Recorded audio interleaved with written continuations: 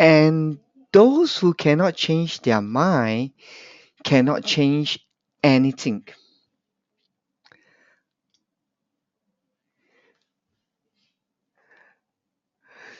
So, as I was pondering about this quote in the context of our topic today on authentic transformation, this question comes to my mind. What kind of change or what kind of nature, what kind of change, the nature of change, will enable us to achieve progress? This is an important question because if we can have the right answer to this question, then we are in a better position to achieve it. So I hope that by the end of this 20 minutes presentation, you will take away with something that is insightful and valuable that will enable you to move forward. So to begin our session, I would like to read this statement out loud to you. It says here that every day people have problems for which they do not have the necessary know-how, which they do have the necessary know-how and procedure. We call this technical problem. But there is a whole host of problems that are not amenable to the authoritative expertise or standard operating procedure. We call these adaptive challenges because they requires new experience, new experiments, discovery and adjustment.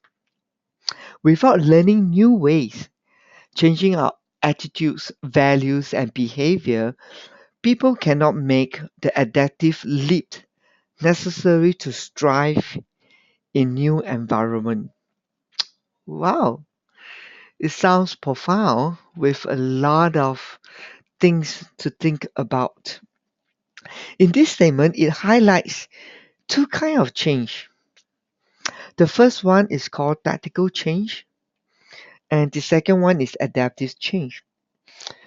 This brought me to an interesting discussion between the difference between change and transformation, which are often used interchangeable.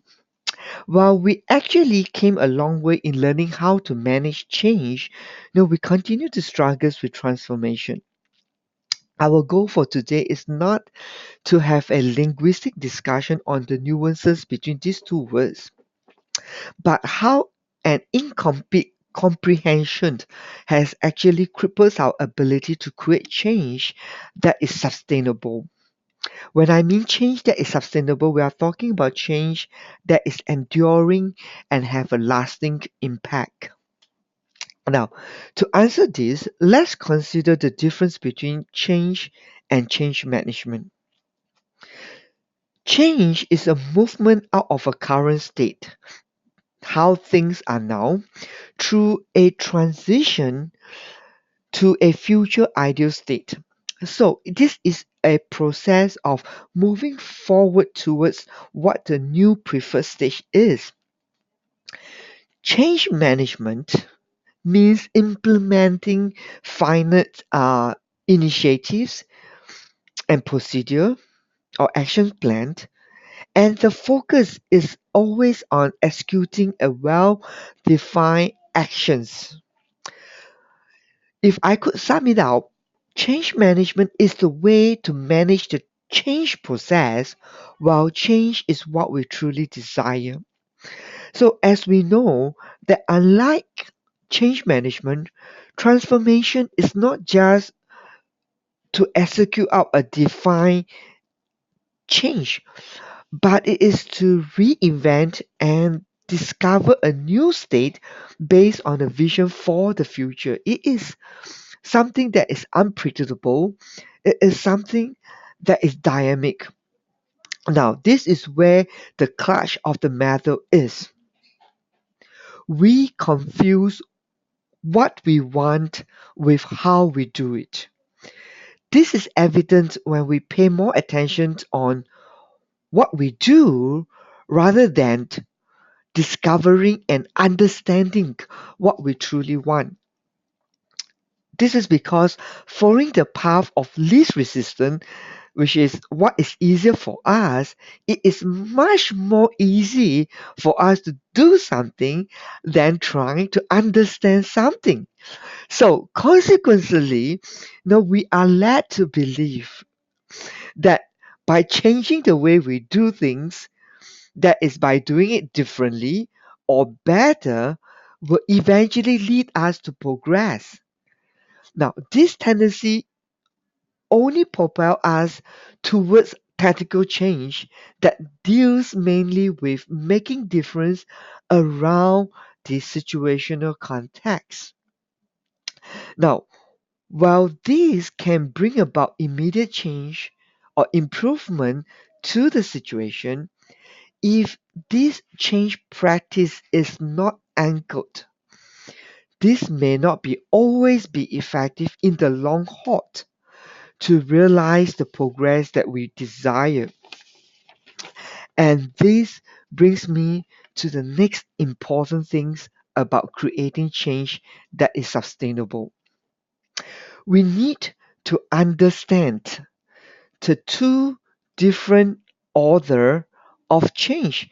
Now there are two different order of change, and what these two order of change is. The first order of change is what we call is a change in behavior that is consistent with your existing belief.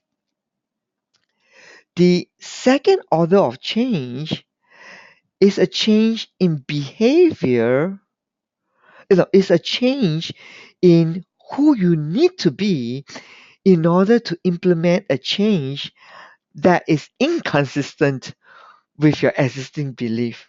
Now, let me give you an example. Let's say if you believe exercise is good and you like to exercise, this belief will lead you to exercise regularly. If you learn about a new or a different exercise routine that will be better for your health, you will probably start using the new routine. This is because it is consistent with your existing belief.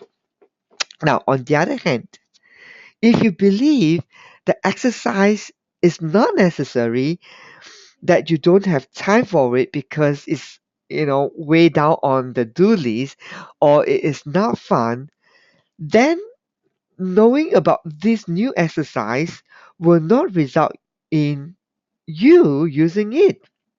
Okay, so giving you more information or demonstrating how you can use it will not help you because it is not consistent with your belief. In order for change to happen, we need to change something about your belief about exercise. So, the first order is a change in behavior that do not require a change in one belief. It only requires information you do not know before or more on how to do it. The second order of change will require you to shift from the current thinking to creating new possibility that do not exist before. And that is, why do you want to do it? Knowledge on what to do, how to do, can compel immediate action, but if it is accomplished by a shift in thinking through a process of learning, I believe that there is a higher possibility of igniting change and then to sustain it. And this is the reason why, you know, motivation speaking, or they often call it pumping more motivation, without changing the underlying drivers is not sustainable in the long haul. It is not because the person lack of motivation, but I personally believe the barrier is overpowering the right belief. So I will reserve the term transformation for the second order of change because it is not about what to do or how is it being changed, but it answers a much more fundamental question: why is this being changed? The first order of change is concerned with operation, uh, how to do it, which is the basis for problem solving and solution creating technique. The second order is concerned more with meaning, a self-directed learning, how people make meaning and learned. And now comes to the highlight of today's presentation. The key to create sustainable change is to encourage learning.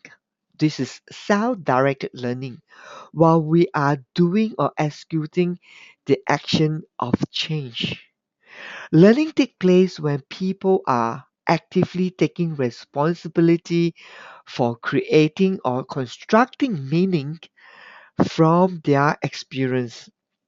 The meaning people construct therefore determine the action they take, and the more people know about why they are doing what they are doing, the more effective the change will be.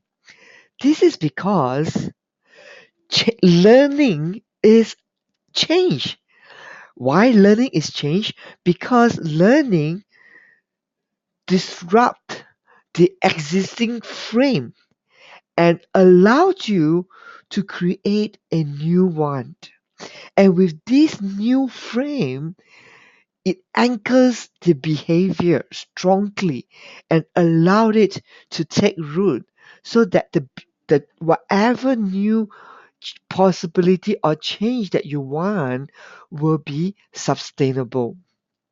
Thinking is a sophisticated process that requires high level of thinking, conceptual understanding, and a thoughtful decision making. And what we are excited about here is that coaching provide us an powerful tool to engage with people because coaching conversation itself is a learning conversation. Professional coaching, according to International Coach Federation, creates a space for people to pause, think, connect, and then consider what really matter most to them. It does not try to pursue people to do the things in the right way, but it invites them to be fully engaged in the learning process to understand what is it that they truly want to create and not just simply reacting to their everyday situation. It is in this space that people can assess their resourcefulness and creativity to move forward more powerfully and choicefully to make the kind of change that is necessary for them to progress. I love this definition. It says here that coaching is a process that enables learning to occur by empowering people to think from a different perspective and to achieve more from the depth of their being, resulting in them doing things better. So doing becomes secondary while being becomes primary. And this is what we like about transformation is that it is from within out. We change what is within and allowing that change to inform what we are doing. And in this way, we are able to shift our attention from the tactical change to a transformational change. What we believe that allow change to be sustainable is that the person must go through a process of thinking, and out of the thinking process the person begin to discover, understand, realize, and learn. And it is through the learning that it completes the whole process that makes this more sustainable. And thinking is tough, but thinking is valuable. Think about this. Workers do, leaders think. And that's the difference. Workers simply follow an instructions.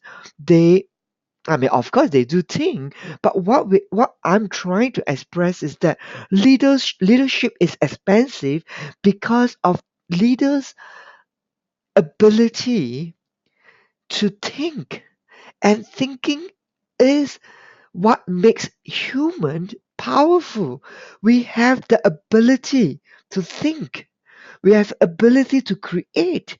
And what coaching offers to humanity in the area of people development is that in this fast response reactive situation, people are beginning to lose their presence. They became less mindful about what exactly they want because the environment pushes them so fast that they don't have time to truly understand what they really want. They become or allow themselves to be subjected to become a victim of their circumstances. So here in the coaching conversation, we invite them into a learning conversations where they can right now look at their own situation from a third person perspective and look at it and ask themselves powerful questions. What is it that they want? This is a very simple question. What do you really want? But this question has dawned many people. We thought we know what we want, but until we are given the space to talk about it, then we truly understand what we want. That is the mystery. We somehow do not know what we really want until we talk about it. And by talking about it, I'm not referring to chattering and just having, mindless talk. We are talking about a thoughtful process where you consider what is happening to you and what are you noticing. And it is through this learning that we are able to bring about change that is sustainable. That is what we are appreciating about coaching.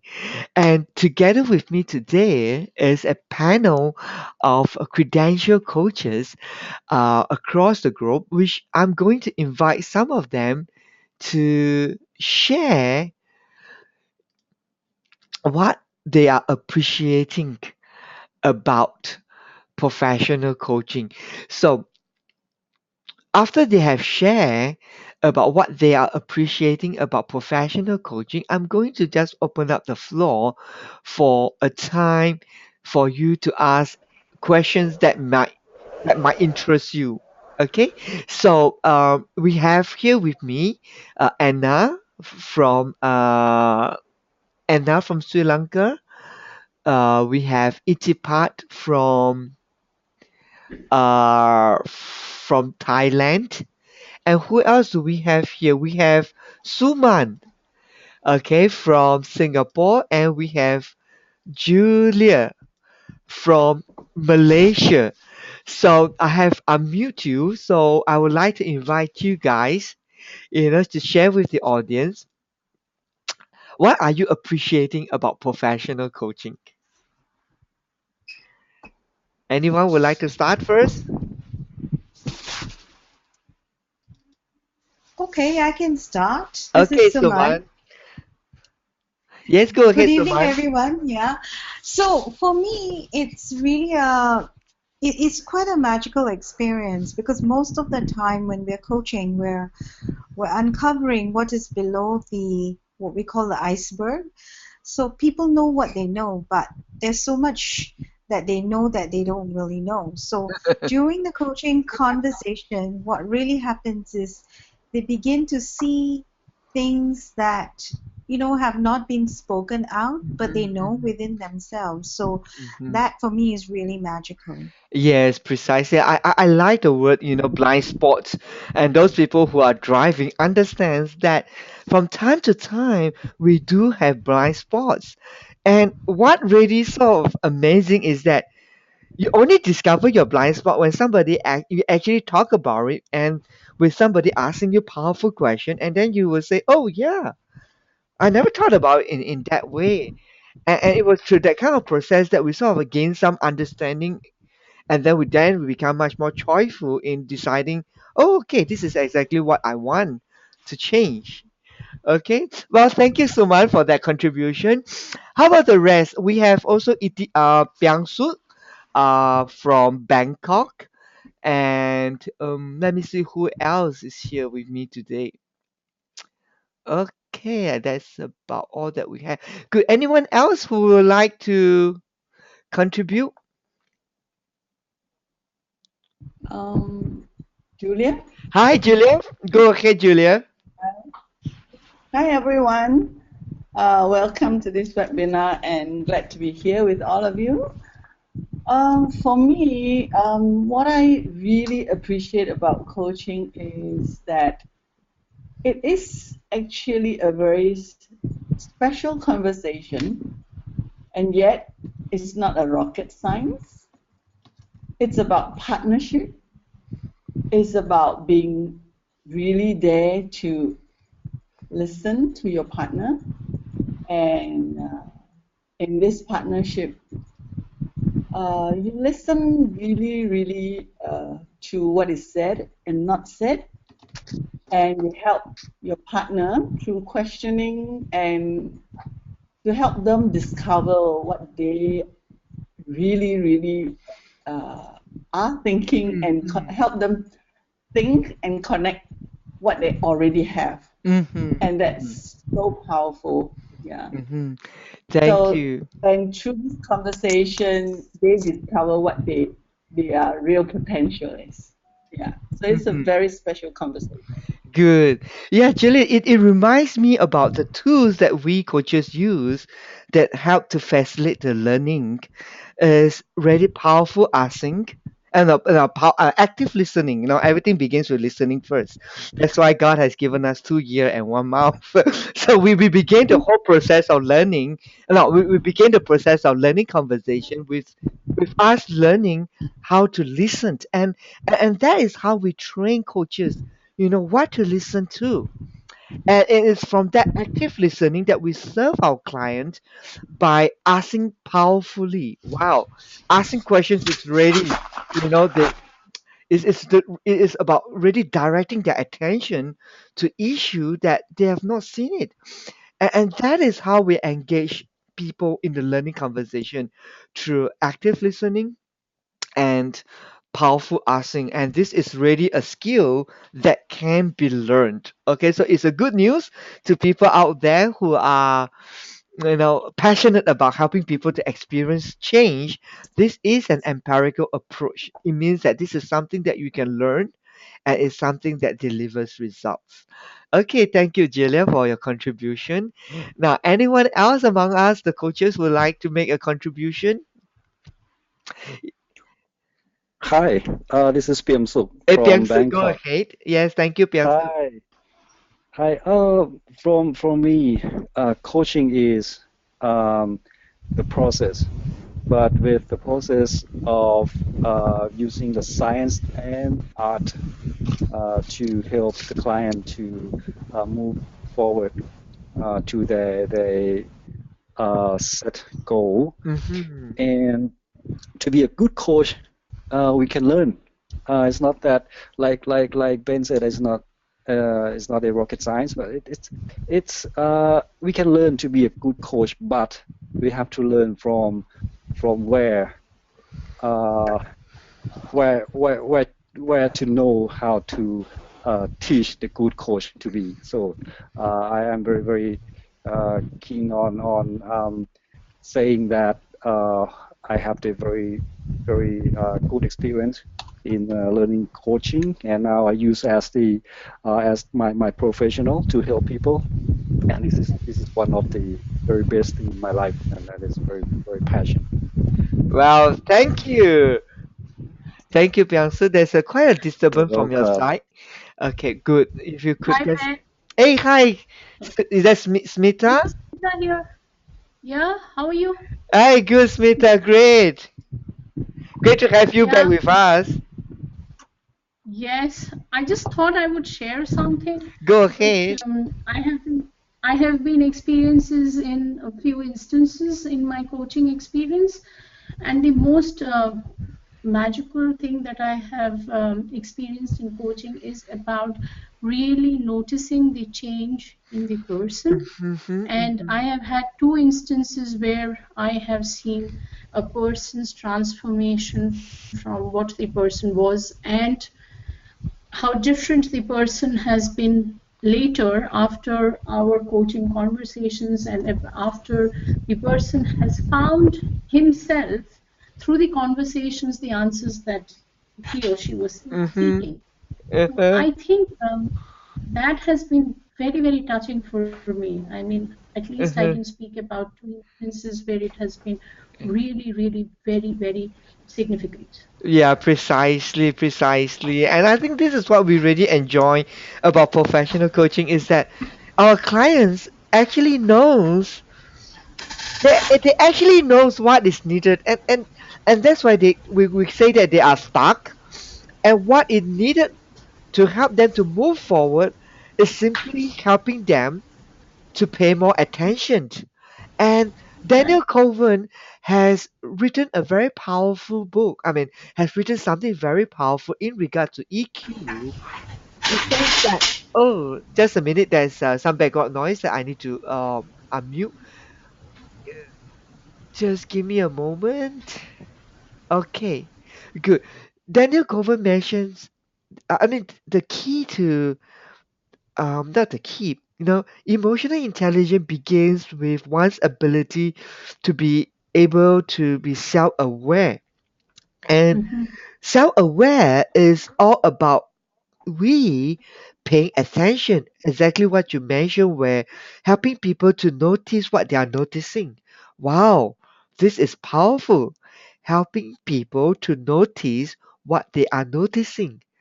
And from an adult learning theory principle, this is what we call self-directed learning.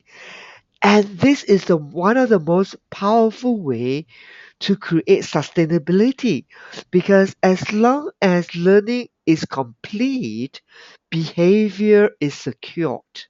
So back to your what you have said is that by helping people to pay attention to what is existing and paying attention to what they really want, we are able to help them to create powerful change. And this is so beautiful. It's not like consultant that we have to squeeze out all the ounce of brain, to come up with a solution for the client.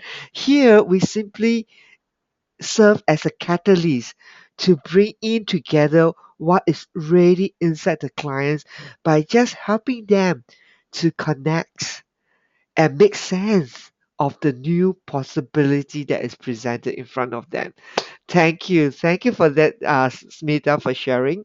Now, I'm very Pleasure. mindful about the time, so we are almost 9 o'clock right now. So what I'm going to do now is that I'm going to unmute all of you, so that we want to give you an opportunity to ask questions that you have noticed in this presentation.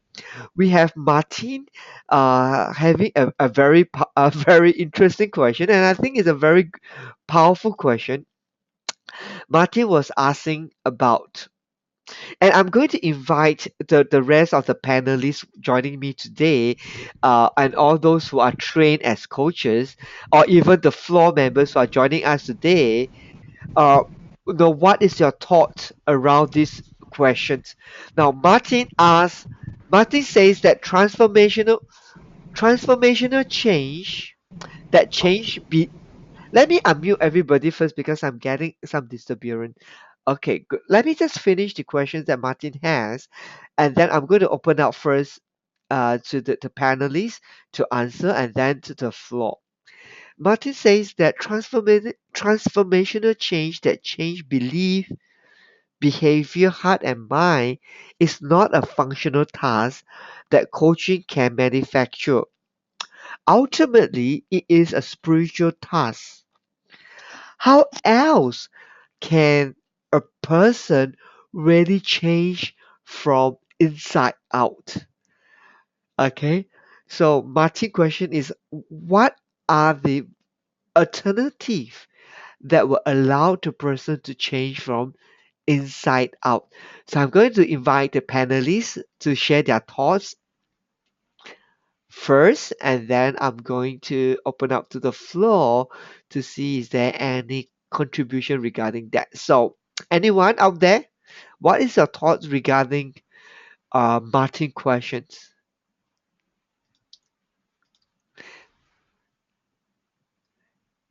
Anyone?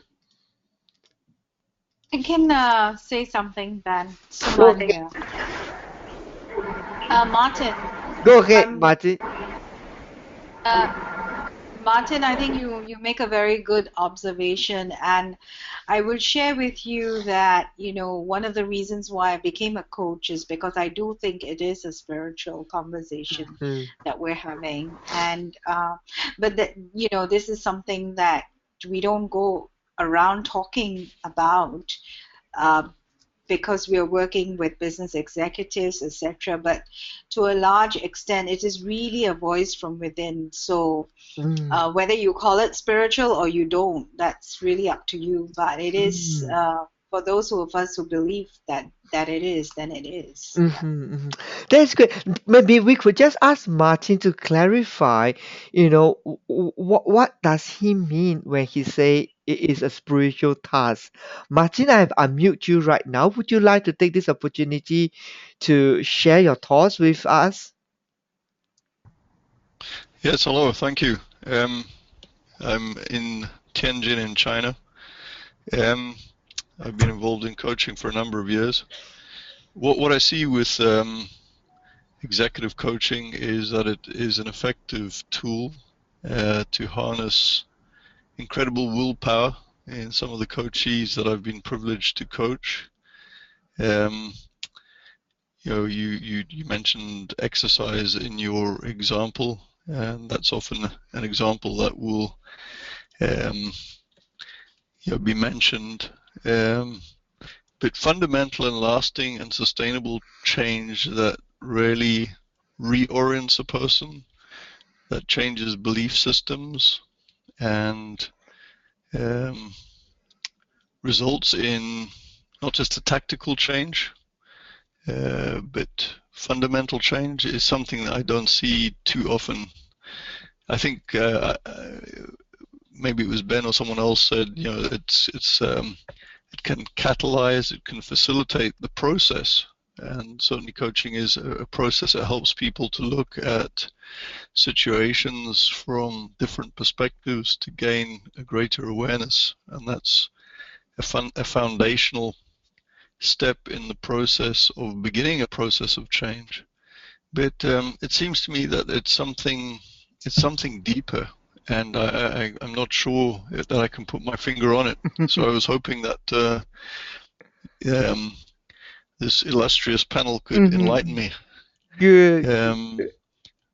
Yeah. So any thoughts or insights? I would really appreciate hearing Good. from the panel. Well, Martin, thank you for sharing that, and I'm very excited about that question. Being as a transformational and engagement coach, what I realize is, let's put aside the tomorrow the term. Let's put that aside first and just focus on the process. That means, what exactly are we trying to deliver, or what are we trying to do here? For me, change that happens from inside out happens when there is alignment. And what we try to do, in at least in transformative coaching, is to calibrate and align the intention with the values or the actions with the intentions. And when the alignment is being set in place, we often find that there is a very powerful intrinsic motivation to do it. And what we as coaches do is not to control the outcome, but it's just like a farmer that is very prudent and mindful to set up the right condition for growth to happen. Ultimately, it is a client responsibility to ensure growth happens, but as a coach, we try to set them in a momentum effect where they can actually move forward. And the way we serve them is to get them aligned. And we all understand what happens when our backbones are misaligned. It causes a lot of uncomfortableness. And that is what we try to do here. Through the learning conversation, we calibrate the thinking process and align it in a way that the clients can think powerfully. Okay, so the thinking process is what we are.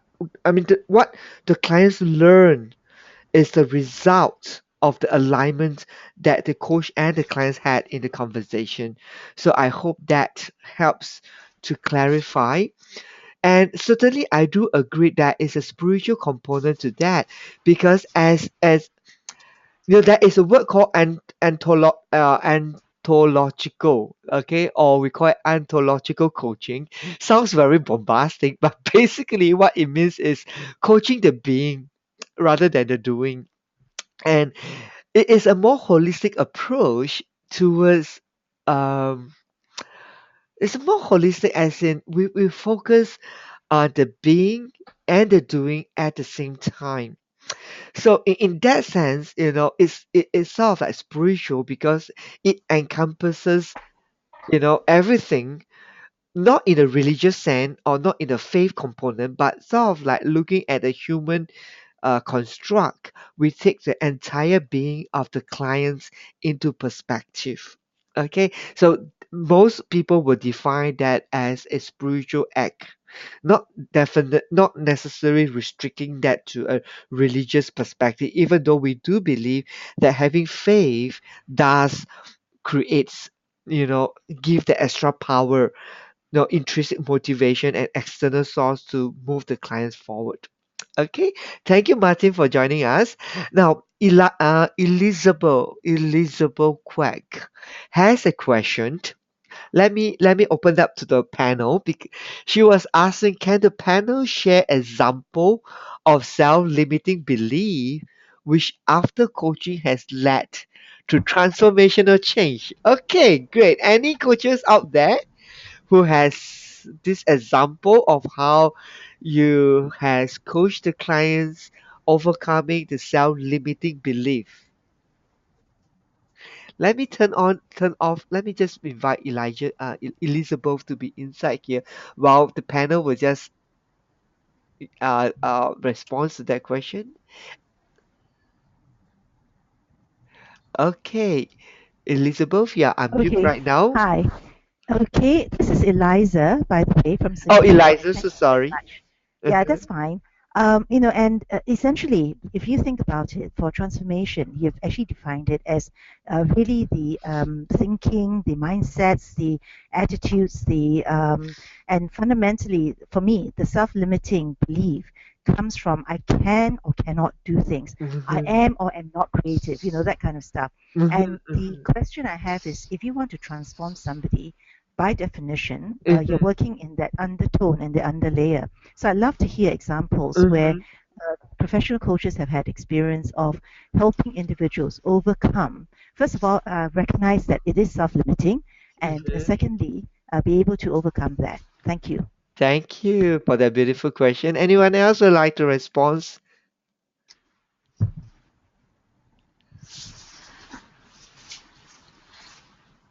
Well, then I have an example. Yes, go ahead, Suman. Yeah.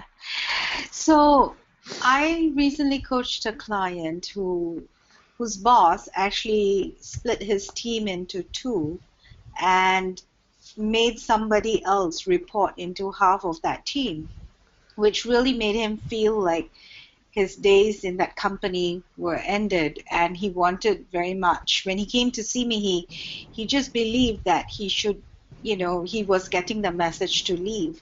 But after the coaching conversation, he began to see it in a different light, in the sense that he began to see the possibility of his boss actually doing that for him.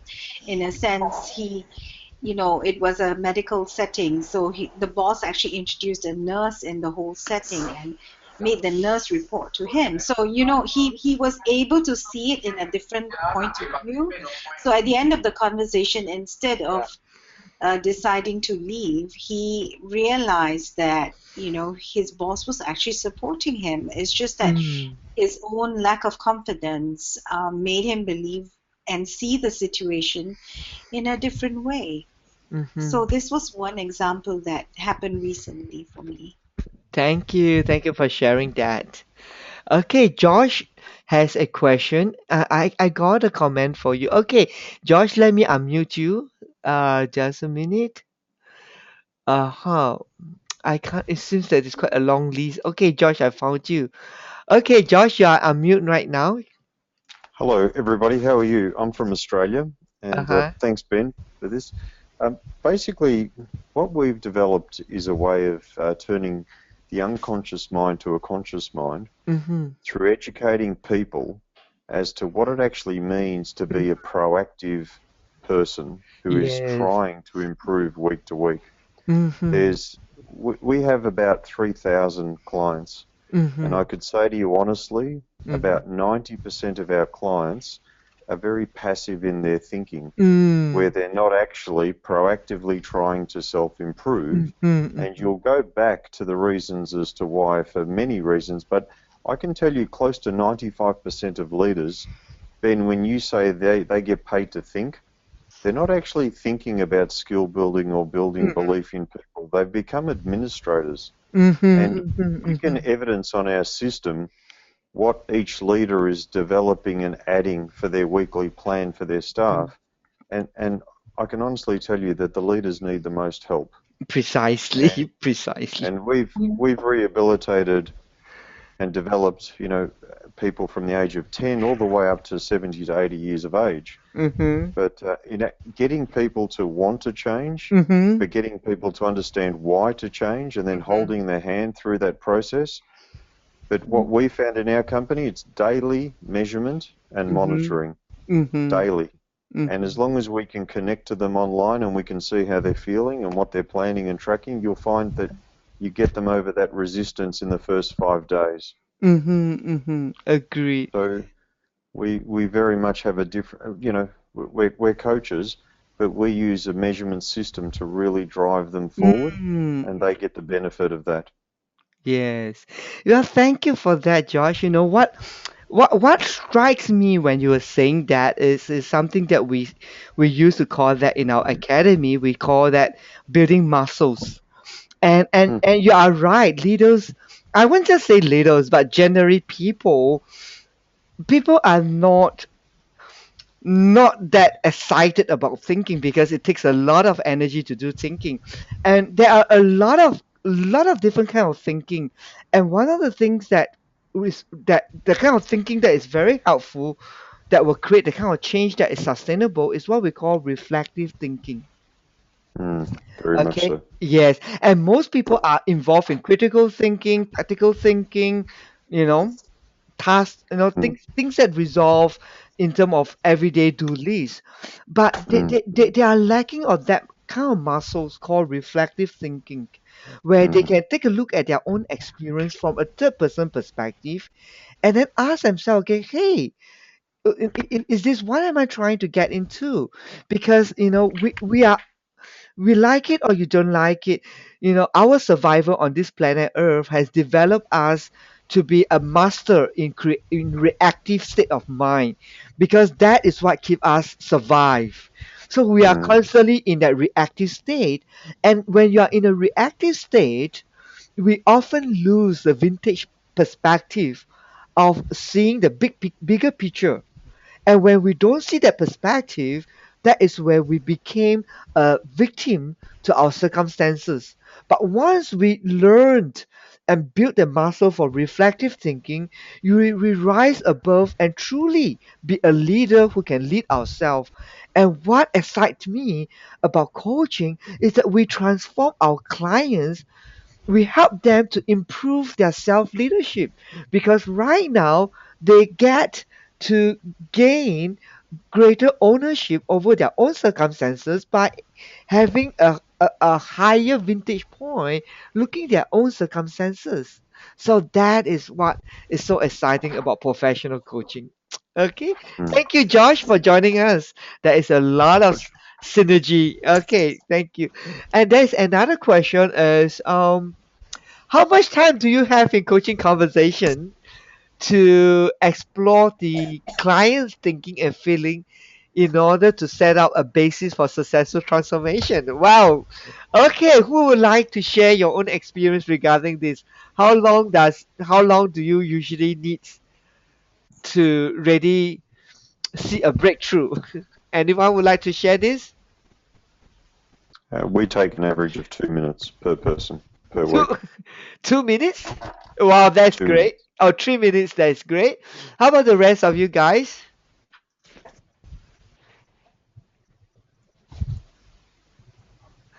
Okay, there's no comments further. There's another question coming in. It was let me just unmute that, and it's quite a list to find the name. Okay, good. Kan Kachi, is that Kum Song from Thailand?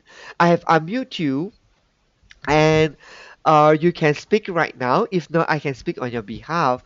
He was appreciating what George has just said, and that comes to my mind about how we can alert CEO to realize change, authentic transformation that is needed. Okay, it's an acknowledgement to what George has said. There's another question that is coming up, and it says that how old the youngest clients that coaching method could be applied. Okay, panelists, any thought around these questions? How old? Our youngest is 6 years old. Wow, that is very young. How about the rest of the people? Well, my youngest is about 16. Wow, that's great. Anyone else? Any 16, 6? 18. Sorry? My youngest is Wow, 18. 18. Okay. So young. Yeah, so young. Good. Thank you. Good. Okay, I'm very mindful about the time that we have. We are coming close to the end of our webinar. That is now is 9:20. Now I'm going to open up to the floor. Is there anyone else has any questions to clarify about what we are talking about today? Ben, I don't have a question, but can I just make a comment to the Sure. rest of the group? Good, you Um, can. over the last 3 to 4 years, I've spent a lot of time developing a system to change people, and each of you who are coaches, I would really encourage to try and try and try to change people, because the need for change is only getting greater. In Yeah. our country here in Australia, we have the highest level of depression we've ever seen. Oh, Suicide rates are high, unemployment's high, corporate politics isn't getting any better, and the need for your skills to actually execute change is what will drive you all as people. So we've just launched our business in 3 or 4 countries, and we're finding the same global trends. So you guys are in a very special role that can make a difference to a lot of people. So I would encourage you not to ever get frustrated. You keep on going with what you're doing, because the world needs you guys at the moment. So I wish you all luck, and if there's anything that I can do for anybody, please let me know. Thank you, Josh, for the encouragement. And I'm sure the world is in need to be a better place for everybody, and that's what makes coaches. a positive change agent. And I think what really excites us is that, coaching is a powerful tool. It is something that can be learned, something that can be transferred. And once you get hold of this tool, the impact that it has on the people around you is so wonderful. Okay. And in closing, I like, whoa. Okay. In closing, I would like to sort of like get you to get, no, I would like you to sort of like experience, with what a learning conversation is all about, so that you can really appreciate the beauty and, I would say, even the magic part of what coaching can really offer to you. Okay. So this is my question for you to think about. Okay. When did you realize that you need to work differently because the change was more difficult than expected? So I need you to think about an incident when you realize that you need to work differently because the change was more difficult than expected. Bring into your memory an incident that has happened when you need to work differently because the change was more difficult and than expected. Once you have that memory put into your mind, I want you to think about this question.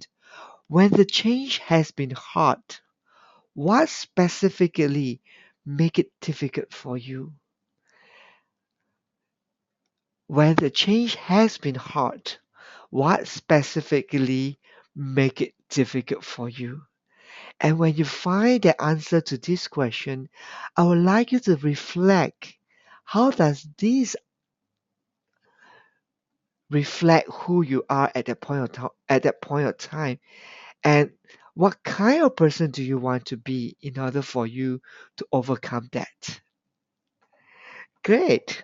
I hope you had a fun time, going through this simple exercise and really experience what a learning conversation is all about, and how out of this learning of knowing make a positive impact in your own life. So with that, we are proud to. I mean, we come and we have to let everybody go. So this webinar is hosted by Coach Master Academy, arguably the most preferred coach academy in Asia. And for those who are interested, let me sort of let you know that, we are offering our transformative coaching, a revolutionary approach to enable sustainable change. And this is an empirical approach using our own in-house design coaching technology that integrate the science of EQ and positive psychology. So for those of you who are interested to move on, check out on our website on www.coachmasteracademy.asia. We are present in more than 17 countries, and we offer transformative coaching almost every month at different sites. So hope to see all of you one day in those sites. So with this, thank you and see you again. Bye.